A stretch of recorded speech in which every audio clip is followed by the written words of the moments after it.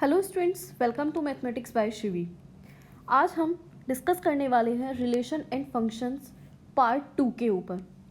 मैं आपको previous video के अंदर ordered pair, Cartesian product and relation के ऊपर सारे कॉन्सेप्ट क्लियर करवा चुकी हूँ। आज हम पार्ट 2 के बारे में डिस्कस करेंगे, जिसमें हम relation, reflexive relation, symmetric relation, transitive relation, equivalence relation के ऊपर डिस्कस करेंगे। यानी कि इस वीडियो में हम relation and types of relation के बारे में पूरे कॉन्सेप्ट को समझेंगे और KVS, NVS, DSSB, PGT, TGT exams में आने वाले प्रीवियस क्वेश्चंस के ऊपर भी डिस्कस करेंगे। तो ज़्यादा समय न गवाते हुए शुरू करते हैं आज की वीडियो। इस वीडियो को देखने से पहले आप मेरी फर्स्ट वीडियो को ज़रूर देख लें, ताकि आपको ये सारे कॉन्सेप्ट अच्छे से समझ में आ सके। फर्स्ट वीडियो का लिंक आपको डिस्क्रिप्शन में भी मिल जाएगा। तो चलिए शुरू करते हैं आज का टॉपिक। देखिए स्टूडेंट्स, मैं आप लोगों को पहले भी बता चुकी हूँ कि रिलेशन क्या होता है। बेसिकली रिलेशन हमारी डेली लाइफ से ही जुड़ा हुआ एक शब्द है, जैसे माता पिता का संबंध, ठीक है, भाई बहन का संबंध। इसी तरीके से मैथमेटिक टर्म के अंदर बात करें तो किसी भी एलिमेंट्स का आपस में संबंध, जैसे हम पढ़ते हैं कि A is greater than B, B is greater than A, ठीक है, या A इक्वल्स टू B, ये सब क्या है? ये सब एक रिलेशंस हैं, ठीक है। इनके बारे में मैं आपको पार्ट 1 में बहुत ही अच्छे से सारे कॉन्सेप्ट क्लियर करवा चुकी हूँ। अभी मैं आपको थोड़ा मोटा मोटा समझा देती हूँ रिलेशन के बारे में। आप पार्ट 1 को देखेंगे तो उसमें आपको सारी चीज़ें अच्छे से क्लियर हो जाएंगी। पार्ट 2 में हम थोड़ा मोटा मोटा डिस्कस करेंगे रिलेशन और कार्टेशियन प्रोडक्ट के बारे में, और उसके बाद में पार्ट्स ऑफ रिलेशन के बारे में डिस्कस करेंगे। तो वंस अगेन स्टूडेंट्स, अगर हमारे पास कोई भी दो सेट है, ए हमें यहाँ पर दिया है 1 2 3 एंड बी दिया है यहाँ पर हमें 4 5 9, ठीक है, और हमें यहाँ पर निकालना है सबसे पहले इसका कार्टेशियन प्रोडक्ट। आप जानते हैं कि रिलेशन को निकालने से पहले हमें कार्टेशियन प्रोडक्ट निकालना होगा। और रिलेशन क्या होता है मैथमेटिकल टर्म्स में? कार्टेशियन प्रोडक्ट का सबसेट रिलेशन कहलाता है। कार्टेशियन प्रोडक्ट का सबसेट क्या कहलाता है? रिलेशन कहलाता है। तो सबसे पहले हमें यहाँ पर एक क्वेश्चन गिवन है, जहाँ पर फाइनाइट सेट दिया है 1 2 3 एंड बी दिया है 4 5 9, और हमें यहाँ पर निकालना है इसका कार्टेशियन प्रोडक्ट। तो कार्टेशियन प्रोडक्ट कैसे निकालते हैं? कार्टेशियन प्रोडक्ट निकालने के लिए हम करते हैं A cross B। A cross B का मतलब ये है कि A के जितने भी एलिमेंट्स हैं उनकी मल्टीप्लाई B के एलिमेंट्स के साथ में हो जाएगी।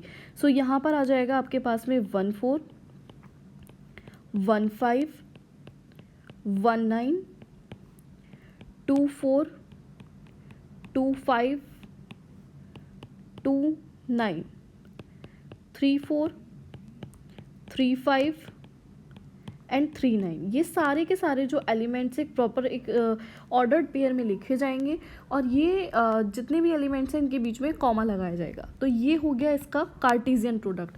अब हम बात करें यहाँ पर अगर रिलेशन की, तो हमें इस क्वेश्चन में एक रिलेशन दे दिया गया है कि एक्स वाई कैसा होना चाहिए। एक्स वाई में y इक्वल्स टू 2x होना चाहिए, जहाँ पर x जो है एक एलिमेंट है किसका? सेट A का, और y किसका एलिमेंट है? सेट B का, ठीक है। तो हमें यहाँ पे जो कंडीशन दी गई है y इक्वल्स टू 2x दी गई है। y इक्वल्स टू 2x की बात करें तो यहाँ पर हमारे पास एलिमेंट क्या है? 1 2 3 है। x की जो वैल्यूज़ है वो क्या है हमारे पास? 1 2 3। तो हम एक एक बार रख के देख लेते हैं। y equals to 2 multiply 1 equals to कितना हो गया? 2 हो गया। एक बार यहाँ पर 2 रख के देखते हैं, यह आ जाएगा 2 2 ज़ा 4, और y इक्वल्स टू 2 मल्टीप्लाई 3 करते हैं तो ये हो जाएगा 2 3 ज़ा 6, ठीक है। तो मैं अगर यहाँ पर रिलेशन की बात करूँ तो मेरे पास यहाँ पर x की वैल्यू क्या है? अगर x की वैल्यू 1 है तो y की वैल्यू आ रही है यहाँ पर 2। अगर x की वैल्यू यहाँ पर हमारे पास 2 है तो y की वैल्यू आ रही है 4।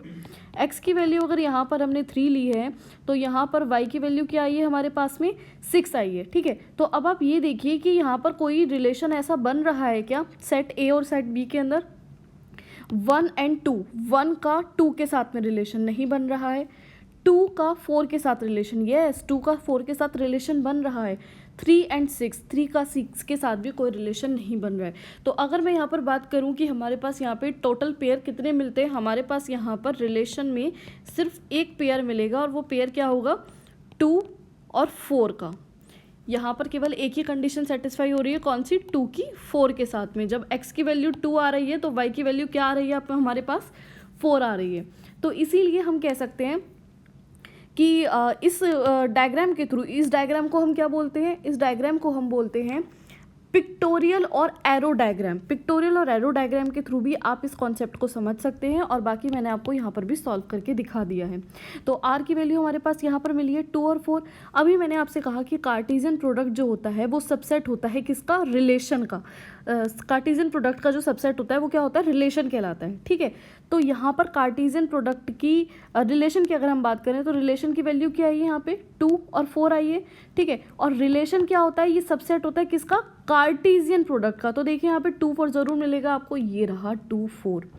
तो इसका मतलब यहाँ पर क्लियरली कह सकते हैं कि जो रिलेशन होता है ये सबसेट होता है किसका, कार्टेशियन प्रोडक्ट का।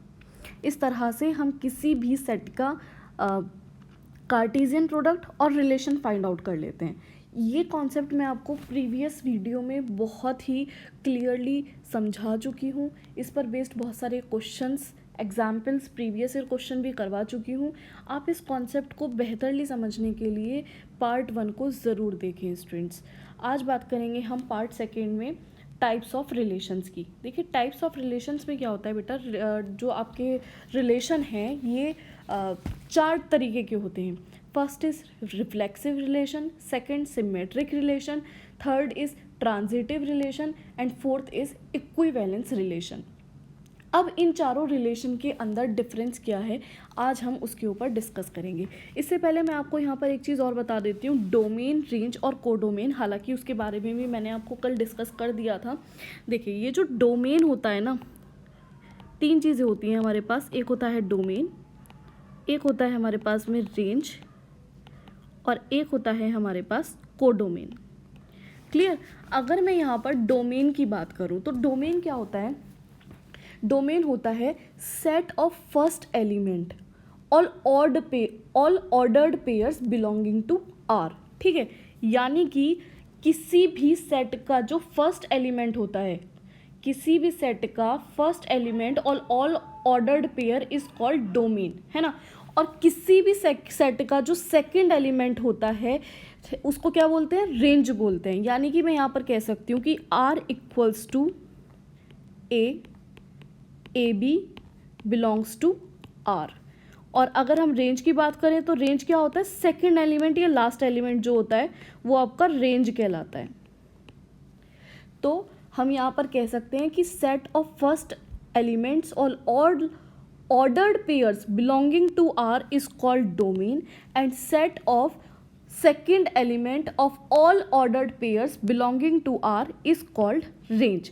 फॉर एग्जाम्पल अगर मैं इस रिलेशन की बात करूँ, इस रिलेशन में अगर हम बात करें डोमेन की, तो डोमेन क्या होगा, यहाँ पर फर्स्ट एलिमेंट क्या है, 2 है। फर्स्ट एलिमेंट क्या है यहाँ पर, 2 है, ठीक है। तो यहाँ पर डोमेन क्या हो जाएगा, 2 हो जाएगा। और सेकंड एलिमेंट क्या है यहाँ पर, 4 है। तो इसका रेंज क्या हो जाएगा, 4 हो जाएगा, ठीक है। और कोडोमेन की बात करें तो कोडोमेन को आप बहुत सिंपल कॉन्सेप्ट में समझ सकते हैं कि all elements of set B is called codomain. तो यहाँ पर अगर मैं सेट बी की बात करूँ, सेट बी क्या था हमारा, 4 5 9। सेट बी के एलिमेंट क्या है हमारे पास यहाँ पे, 4 5 एंड 9। तो यहाँ पर अगर मैं कोडोमेन की बात करूँ तो वो क्या हो जाएगा, 4 5 एंड 9। क्लियर। अब आगे बढ़ते हैं। रिफ्लेक्सिव रिलेशन के ऊपर सबसे पहले हम यहाँ पर डिस्कस करेंगे। तो देखिए बेटा, रिफ्लेक्सिव रिलेशन क्या होता है, अगर हमारे पास में कोई भी सेट दिया है, ठीक है, कोई भी सेट अगर हमारे पास में ए दिया है तो वो रिफ्लेक्सिव रिलेशन कब कहलाएगा, उसके लिए कंडीशन है कि if A belongs to R. मतलब अगर हमारे पास में कोई एक सेट है ए और सेट के अंदर एक एलिमेंट है ए, और कंडीशन है कि ए बिलोंग कर रहा है आर को, तो इसका मतलब क्या है, small A also belongs to capital A. यानी कि जो स्मॉल ए है वो क्या है, एक एलिमेंट है सेट ए का। तो कंडीशन हमारे पास बेसिकली यहाँ पर ये है कि अगर हमारे पास कोई भी सेट दिया है ए, और उसका जो एलिमेंट है ए, और ए बिलोंग कर रहा है आर को, तो वो हो जाएगा रिफ्लेक्सिव रिलेशन। समझिए इसको एक एग्जाम्पल के ज़रिए। अगर हमारे पास एग्जाम्पल में एक सेट दिया है ए जिसके अंदर एलिमेंट्स क्या हैं, 1 2 एंड 3। क्लियर। अब हमें रिलेशन निकालना है। रिलेशन कैसा होना चाहिए, ए बिलोंग करना चाहिए आर को। तो मैंने यहाँ पर कुछ एग्जाम्पल्स लिखे हैं, like R1, R2, R3। Are के अब आपको ये बताना है कि इन तीनों R1, R2, R3 में से कौन कौन से आर सेटिस्फाई कर रहे हैं सेट ए को। ठीक है, स्टेप बाय स्टेप डिस्कस करते हैं। सबसे पहले अगर मैं इस आर की बात करने लगूँ, ठीक है, कंडीशन दी गई है ए बिलोंग करना चाहिए आर को। तो अगर मैं यहाँ पर वन की बात करूँ, वन की, तो yes it is satisfied. 2 yes it is satisfied। 3 yes it is satisfied because A belongs to R, और ये तीनों ही ऑर्डर्ड पेयर के अंदर हैं और ये तीनों ही सेटिस्फाई कर रहे हैं सेट ए को। ठीक है, तो yes it is right answer। Okay, next one, 1 yes right, 2 yes right, 3 right बिल्कुल बिलोंग कर रहा है। 1 2 3 एंड 1 3। देखिए रिफ्लेक्सिव रिलेशन होता क्या है बेसिकली। रिफ्लेक्सिव रिलेशन के अंदर अगर आपके पास जितने भी एलिमेंट्स दे रखे हैं ना, उन सभी का डायगोनल पेयर बनना चाहिए। क्या बनना चाहिए? डायगोनल पेयर बनना चाहिए। कह सकते हैं कि डायगोनल एलिमेंट्स होने चाहिए। तो अगर हम यहाँ पर बात करें, ये तीनों के तीनों एलिमेंट्स कैसे हैं? डायगोनल एलिमेंट है। अगर इन तीनों में से एक भी एलिमेंट मिस होगा तो वो रिफ्लेक्सिव रिलेशन नहीं कहलाएगा। फर्स्ट वाले के अंदर भी अगर मैं बात करूं, यहाँ पर भी तीनों के तीनों हमारे पास डायगोनल एलिमेंट मिल रहे हैं, तो इसीलिए ये इस कंडीशन को सेटिस्फाई कर रहा है। सेकंड वाले में ये तीनों के तीनों डायगोनल एलिमेंट हमको मिल रहे हैं, प्लस इसके अलावा अगर आपको और भी एलिमेंट्स मिले, लाइक जैसे 1 2 2 3 1 3, तब भी ये रिफ्लेक्सिव रिलेशन कहलाएगा। क्लियर? तो ये भी रिफ्लेक्सिव रिलेशन है। R2 की बात करने लगूँ तो यहाँ पर 1 1 2 2, ठीक है, हमें यहाँ पर केवल 2 मिले हैं। यहाँ पर हमें 2 डायगोनल एलिमेंट मिले हैं, खाली 1 1 और 2 2। यहाँ पर हमें 3 3 का डायगोनल एलिमेंट नहीं मिला है ना। यहाँ पर हमें इसके अलावा क्या मिला है? 1 2 मिला है। यस, 1 2 सेटिस्फाई करता है, 1 1 भी करता है, 2 2 भी करता है, लेकिन 3 3 डायगोनल एलिमेंट होना कंपलसरी है रिफ्लेक्सिव रिलेशन के लिए, और 3 3 यहाँ पर अवेलेबल नहीं है। तो इसका मतलब R2 हमारा यहाँ पर ऑप्शन गलत हो जाएगा। क्लियर? R3 यस, जितने भी फाइनाइट सेट होते हैं, जितने भी नल सेट होते हैं, नल सेट को हम कैसे लिखते हैं? या तो हम 5 से डिनोट करते हैं या फिर हमें खाली बॉक्स से डिनोट करते हैं। जितने भी नल सेट होते हैं वो कभी भी रिफ्लेक्सिव रिलेशन को सेटिस्फाई नहीं करते हैं। तो यहाँ पर अगर मैं बात करूँ कौन कौन से ऑप्शन आपके करेक्ट हो जाएंगे, तो ऑप्शन आपका यहाँ पे R करेक्ट है, R1 यहाँ पर सही है, और हाँ R1 यहाँ पर सही है, R2 और R3 सही नहीं है। तो ये आपके सही हैं और R2 एंड R3 गलत हो जाएंगे। आई होप आपको ये कॉन्सेप्ट समझ में आया होगा। रिफ्लेक्सिव रिलेशन का कंडीशन होती है कि ए बिलोंग करना चाहिए R को, यानी कि जितने भी सेट के अंदर एलिमेंट्स दिए गए हैं उन सभी एलिमेंट्स का डायगोनल एलिमेंट मौजूद होना चाहिए रिलेशन में। अगर एक भी मिस है, जैसे थर्ड वाले के अंदर 3 3 मिस था, तो ये रिफ्लेक्सिव रिलेशन नहीं कहलाएगा। ठीक है, बाकी अगर उसके अलावा डायगोनल एलिमेंट के अलावा और भी एलिमेंट्स अगर आपको दिए गए हैं तो वो रिफ्लेक्सिव रिलेशन कहलाएगा, लाइक आपका R1। क्लियर? चलिए आगे बढ़ते हैं R2 की तरफ। बात कर लेते हैं यहाँ पे सिमेट्रिक रिलेशन की। तो सिमेट्रिक रिलेशन क्या होता है कि if X Y belongs to R then Y X also belongs to R होना चाहिए। ठीक है, मतलब क्या है कि अगर यहाँ पर एक्स और वाई बिलोंग कर रहा है अगर आर को, तो वाई एक्स भी बिलोंग करना चाहिए आर को। ठीक है, इसको एक एग्जाम्पल के ज़रिए समझते हैं। A equals to 1 2 3 4। ठीक है, यहाँ पर हमें सेट ए के अंदर 4 एलिमेंट गिवन है, 1 2 3 4। अब हम यहाँ पर इनको चेक करेंगे R1 R2 R3 R4 को, क्या ये इसको सेटिस्फाई कर पा रहे हैं या फिर नहीं कर पा रहे हैं। तो देखिए बच्चा, यहाँ पर 1 2 3 4 दिया, अगर फर्स्ट रिलेशन में दिया है यहाँ पर 1 2 की बात करें तो ये हो गया x और ये हो गया y। एक्स वाई का उल्टा क्या हो जाएगा? वाई एक्स, मतलब एक्स वाई बिलोंग्स कर रहा है आर को, तो वाई एक्स भी बिलोंग करना चाहिए आर को, ये कहा जा रहा है। अगर मैं इसमें वाई एक्स की बात करूँ तो क्या हो जाएगा? 2 1, लेकिन 2 1 तो यहाँ पर मौजूद ही नहीं है इस सेट के अंदर, तो इसका मतलब ये सिमेट्रिक रिलेशन को फॉलो नहीं करेगा। R1 की बात करते हैं। R1 के अंदर ये हो गया x, ये हो गया y, इसका उल्टा हो जाएगा 2 1, 2 1 यहाँ पर प्रेजेंट है, यस। अगर मैं बात करूँ x y ये है, इसका उल्टा क्या हो जाएगा 1 2 हो जाएगा, तो यस 1 2 भी इसके अंदर प्रेजेंट है। तो R1 यहाँ पर सिमेट्रिक रिलेशन को फॉलो कर रहा है। R2 की बात कर लेते हैं। यहाँ पर ये है x, ये है y, ये है x, ये y, ये x, ये y, ये x, ये y, ठीक है। तो अगर 1 2 है तो इसका उल्टा हो जाएगा yx हो जाएगा 2 1, तो यस 2 1 यहाँ पर प्रेजेंट है। 2 1 की बात कर लेते हैं तो इसका yx हो जाएगा 1 2, 1 2 यहाँ पर प्रेजेंट है। 3 4 की बात करें तो इसका yx हो जाएगा 4 3, यस 4 3 यहाँ पर प्रेजेंट है। 4 3 की बात करें तो इसका yx हो जाएगा x y यानी कि 3 4, तो 3 4 यहाँ पर प्रेजेंट है। तो यहाँ पर ये चारों एलिमेंट्स प्रेजेंट है, तो yes it is also satisfied. Okay, R3 की बात करें तो जितने भी नल सेट या वॉइड सेट होते हैं, एम्प्टी सेट होते हैं, वो सिमेट्रिक रिलेशन को फॉलो करते हैं, yes it is right. R4 की बात करें, यहाँ पर ये है एक्स वाई, इसका उल्टा हो जाएगा वाई एक्स यानी 1 1, यस 1 1 ऑलरेडी यहाँ पर मौजूद है तो इसको सेटिस्फाई कर रहा है। 1 2 की बात करें तो ये हो जाएगा 2 1, 2 1 यहाँ पर नहीं प्रेजेंट। 2 2 की बात करें तो इसका उल्टा हो जाएगा 2 2। 3 4 की बात करें तो इसका उल्टा हो जाएगा 4 3, और 4 3 भी यहाँ पर प्रेजेंट नहीं है इस सेट के अंदर। सो सिमेट्रिक रिलेशन के लिए R4 सेटिस्फाई नहीं कर रहा है। आई होप आपको ये पूरे कॉन्सेप्ट अच्छे से समझ में आ रहे होंगे स्टूडेंट्स। अगर कोई भी डाउट आपको किसी भी सेक्शन में आ रहा है तो प्लीज़ कमेंट कर सकते हैं, आप अपने डाउट्स क्लियर कर सकते हैं नेक्स्ट वीडियो के ज़रिए, या अगर आप चाहते हैं कि मैं लाइव आऊँ और लाइव आके आपको पढ़ाऊँ, आपकी सारी प्रॉब्लम्स को सुनूँ, तो मैं लाइव भी आऊँगी, लेकिन उसके लिए आपको मुझसे जुड़ना पड़ेगा, कमेंट्स करने पड़ेंगे, अपने फ्रेंड्स में इन वीडियोज़ को शेयर करना पड़ेगा ताकि ज़्यादा से ज़्यादा स्टूडेंट्स मेरे साथ जुड़ें और मैं आपके साथ में लाइव भी आ पाऊँ। ओके स्टूडेंट्स, आगे बढ़ते हैं। सिमेट्रिक रिलेशन हो गया है, रिफ्लेक्सिव रिलेशन हो गया है, अब बात करते हैं ट्रांजिटिव रिलेशन के बारे में। तो ट्रांजिटिव रिलेशन होता है कि अगर A एंड B बिलोंग कर रहे हैं R को और B एंड C बिलोंग कर रहा है R को, तो क्या होगा कि AC बिलोंग करना चाहिए R को। दोबारा समझिए कि अगर AB बिलोंग कर रहा है R को, BC बिलोंग कर रहा है R को, तो A और ये C बिलोंग किसको करेगा, R को बिलोंग करेगा। ठीक है, इसको भी एक एग्जाम्पल के ज़रिए समझते हैं ट्रांजिटिव रिलेशन के लिए। यहाँ पर हमें एक सेट गिवन है, सेट A, ठीक है। सेट A में यहाँ पर हमें दिया गया है 1 2 3, 3 एलिमेंट्स हमें दिए गए हैं 1 2 एंड 3।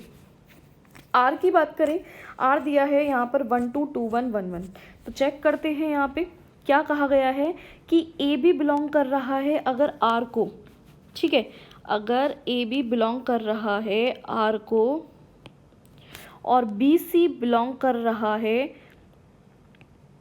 आर को, तो ए सी बिलोंग करना चाहिए आर को। तो यहाँ पर ए और सी की बात करूँ तो 1 1 आया, तो 1 1 इस सेट के अंदर मौजूद है, यस ए सी यहाँ पर मौजूद है।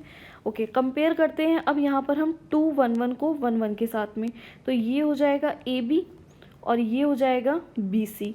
तो यहाँ पर ए सी आएगा तो ए सी क्या आ जाएगा यहाँ से 2 और 1 आएगा, 2 और 1, तो 2 और 1 यहाँ पर मौजूद है, यस 2 और 1 यहाँ पर मौजूद है, ये रहा 2 1। थर्ड बात करते हैं, यहाँ पर कंपेयर करेंगे 1 2 को 1 1 के साथ में।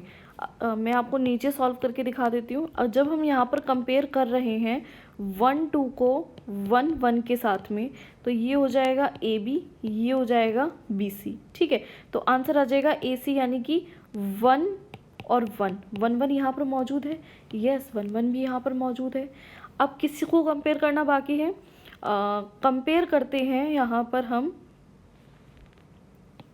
1 2 को हम 2 1 के साथ कर चुके हैं, 2 1 को हम 1 1 के साथ कंपेयर कर चुके हैं, और 1 2 को 1 1 के साथ में कंपेयर कर चुके हैं। अभी बचा है हमारे पास 2 1 का, हम सभी को कंपेयर कर चुके हैं यहाँ पे, सो आर यहाँ पर सेटिस्फाई। अभी एक कंपैरिजन यहाँ पर रह गया है 2 1 का 1 2 के साथ में, इस 2 1 का 1 2 के साथ में भी कंपेयर होगा। तो यहाँ पर 2 1 का 1 2 के साथ कंपेयर करेंगे तो क्या आ जाएगा 2 और 2 आ जाएगा, ये क्या है ए बी, ये है बी सी, तो यहाँ पर आ जाएगा 2 2, और 2 यहाँ पर अवेलेबल नहीं है। इस रिलेशन में 2 तो हमें दिया हुआ नहीं है, तो इसका मतलब R जो है हमारा यहाँ पर गलत हो जाएगा। Clear students? अब बात करते हैं R1 की। R1 को हम यहाँ पर सॉल्व करेंगे। R1 की अगर हम बात करें तो यहाँ पर दिया है 2 2 2 3 3 2 3 3। अच्छा, तो यहाँ पर देखिए 2 2 दिया है, तो ये कितना, ये हो गया आपका A B, ये हो गया आपका B C। तो यहाँ पर AC आ जाएगा 2 3। यस, 2 3 यहाँ पर गिवन है। अगर आप इन दोनों को कंपेयर करोगे तो आएगा 2 2 2 2 यहाँ पर गिवन है। अगर आप 3 2 को 3 3 के साथ कंपेयर करोगे तो आएगा 3 3। यस, 3 3 यहाँ पर गिवन है। ठीक है, ऐसे ही आप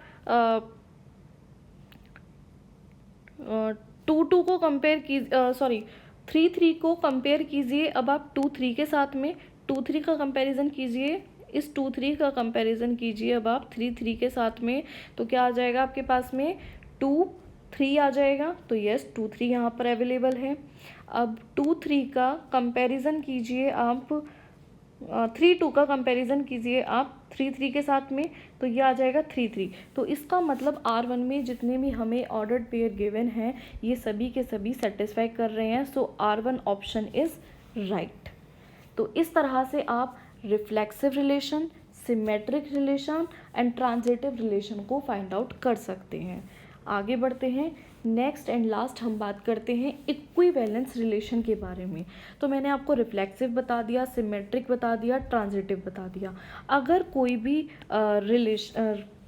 सेट इन तीनों के तीनों कंडीशंस को फॉलो कर लेता है, मतलब अगर वो रिफ्लेक्सिव भी है, सिमेट्रिक भी है, ट्रांजिटिव भी है, तो इसका मतलब वो इक्विवेलेंस रिलेशन भी होगा।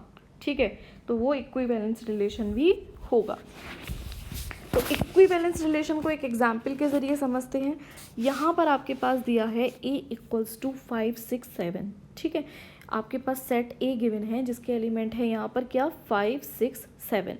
यहाँ पर आपको रिलेशन दे दिया गया है। रिलेशन में आपके पास में जो एक ऑर्डर्ड पेयर मिला है वो क्या है, 5 5 एलिमेंट्स है इसमें, 5 5 6 6 7 7 5 6 6 5। चेक करते हैं क्या ये रिफ्लेक्सिव, सिमेट्रिक और ट्रांजिटिव प्रॉपर्टी को सेटिस्फाई कर रहा है। ओके, तो रिफ्लेक्सिव के लिए मैंने आपको बताया था कि जितने भी एलिमेंट्स सेट के अंदर गिवन होते हैं उनका डायगोनल पेयर, डायगोनल एलिमेंट्स आपके पास में होने चाहिए। तो चेक करते हैं कि यहाँ पे सभी के डायगोनल एलिमेंट हैं। 5 का 5 5 यस है, 6 का 6 6 डायगोनल एलिमेंट है, 7 का 7 7 डायगोनल एलिमेंट है। इसके अलावा 5 6 और 6 5 अनदर एलिमेंट्स भी मौजूद हैं। ठीक है, डायगोनल एलिमेंट्स के साथ अनदर एलिमेंट्स भी हो सकते हैं, मैंने आपको बताया था। सो यस, ये रिफ्लेक्सिव है, दैट इज रिफ्लेक्सिव, ये रिफ्लेक्सिव को फॉलो कर रहा है। सेकंड, बात करते हैं सिमेट्रिक की। सिमेट्रिक के लिए मैंने आपको बताया था कि ए बी बिलोंग्स टू होना चाहिए आर को, तो बी ए बी बिलोंग करना चाहिए आर को। तो अगर मैं यहाँ पर बात करूँ 5 5 की, ये अगर ए बी है तो इसका बी ए क्या हो जाएगा, 5 5। यस, यहाँ पर मौजूद है 5 5। अगर ये ए बी है तो बी ए हो जाएगा 6 6 6 6 यहाँ पर मौजूद है। अगर ये ए बी है तो बी ए हो जाएगा 7 7 मौजूद है। अगर ये ए बी है तो बी ए हो जाएगा 6 5। यस, 6 5 यहाँ पर मौजूद है। अगर बात करें इसके ए बी की और बी ए हो जाएगा इसका 5 6, तो यस 5 6 यहाँ पर मौजूद है। तो इसका मतलब ये रिफ्लेक्सिव भी है और ये सिमेट्रिक भी है। तो यहाँ पर दो कंडीशन हो चुकी हैं बिल्कुल क्लियर कि सिमेट्रिक भी है और रिफ्लेक्सिव भी है। आगे बात करते हैं। अगर मैं बात करूँ यहाँ पर ट्रांजिटिव एलिमेंट की, तो ट्रांजिटिव एलिमेंट में हम जानते हैं कि A B B C belong करना चाहिए आर को, तो ए सी भी बिलोंग करेगा किसको, आर को। और हम ये भी जानते हैं कि जितने भी ये डायगोनल एलिमेंट्स होते हैं इनको कंपेयर नहीं करते हैं, ये मतलब सेटिस्फाई करते हैं ट्रांजिटिव एलिमेंट को। तो 5 5 6 6 7 6 6 7 7 ये तीनों एलिमेंट सेटिस्फाई कर रहे हैं ट्रांजिटिव एलिमेंट को। अब कंपेरिजन करते हैं 5 6 और 6 5 में, तो ये हुआ ए बी, ये हुआ बी सी। तो यहाँ पर अगर ए सी निकालेंगे तो कितना आ जाएगा, ए सी आएगा यहाँ पर 5 5 और 5 5 सेटिस्फाई कर रहा है। यस, ये सेट के अंदर मौजूद है 5 5, तो इसका मतलब ये ट्रांजिटिव भी है। ये कैसा है, ये ट्रांजिटिव रिलेशन भी है। तो यहाँ पर ये सेट रिफ्लेक्सिव रिलेशन को भी सेटिस्फाई कर रहा है, सिमेट्रिक रिलेशन को भी कर रहा है और ट्रांजिटिव रिलेशन को भी कर रहा है। और अगर ये इन तीनों को कर रहा है तो ये क्या हो जाएगा, एक इक्विवेलेंस रिलेशन कहलाएगा। Clear students? तो इस तरह से आज हम यहाँ पर reflexive relation, symmetric relation, transitive relation, equivalence, सारे कॉन्सेप्ट के बारे में सारे कॉन्सेप्ट को अच्छे से पढ़ चुके हैं। अगर आपका अभी भी कोई डाउट है तो आप कमेंट सेक्शन में कमेंट करके डाउट क्लियर कर सकते हैं। तब तक के लिए बाय बाय। मिलती हूँ मैं आपसे नेक्स्ट वीडियो में। नेक्स्ट वीडियो पार्ट 3 में हम फंक्शन चैप्टर के ऊपर डिस्कस करेंगे। तब तक के लिए अपनी तैयारी को जारी रखिए। मिलती हूँ मैं।